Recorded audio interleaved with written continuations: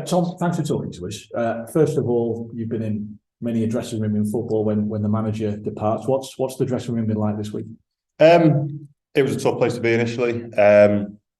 Obviously, no one likes when something like that happens. It's a dour time for everyone, and I think the boys took it pretty hard. But then quickly, you've got to shift your focus really and get back on track and think about what's to come and what can still be achieved. So it's a case of getting back on the training pitch, moving forward, and trying to do the best for the club.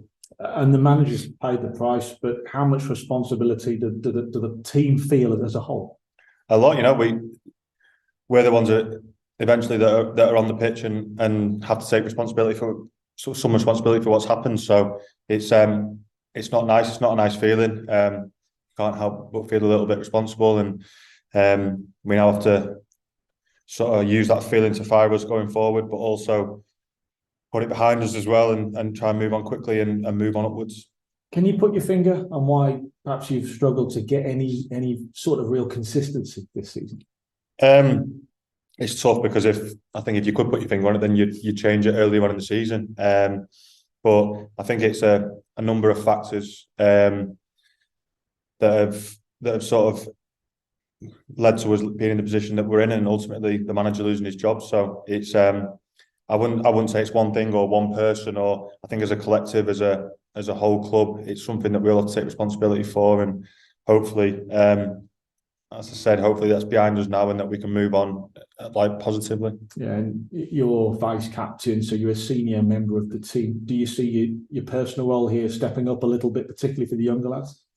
I don't think so. I think the senior lads in the changing room, we've sort of had that responsibility all season, and it's not something that we've shirked or we've given up on. It's part and parcel of who you are in the dressing room, the characters that we've got, and I feel that we need to keep the standards where they are and then improve them as well. So yeah, we'll keep that going, myself and the other senior players, and hopefully we'll start to see an improvement. Do you feel like you're in a false position in the league given the quality in the squad?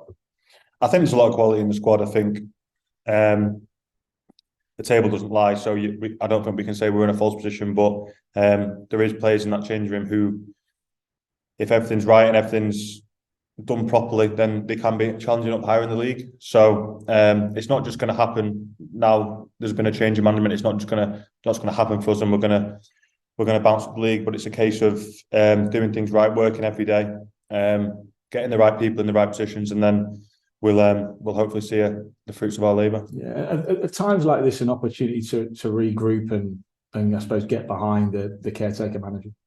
Absolutely, there's no reason why we all shouldn't be right behind now and pulling in the same direction. We've got to have sort of a mentality as a full changing room that we're going to go on to achieve something, whether that's as many wins as we can get out the last 9 or whatever. So there's absolutely no reason why we're not all behind Dorsey and Parky, and we'll be doing our absolute best for them. Yeah, Colchester come on Saturday in a long haul coach trip as well as players. How do you sort of spend the time on those sort of trips?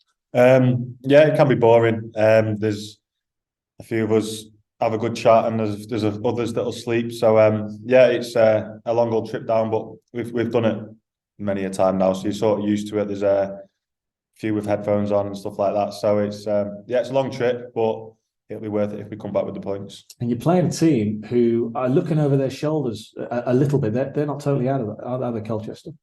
No, they're not. They've obviously had a big change around during the season with a few signings in January and a new manager coming in recently. So it's one that we've got to go down there and win. And I'm sure, as you say, that they'll be up for it because they've got a lot to play for. So it should be a good test and a good game. And yeah, hopefully we can come out on top. I mean, sometimes, not all the time, but you see teams who have just lost their manager for whatever reason, playing with perhaps a particular sort of freedom or what it might be. Why does that happen in football, particularly if a manager's gone, which the players really like playing under too?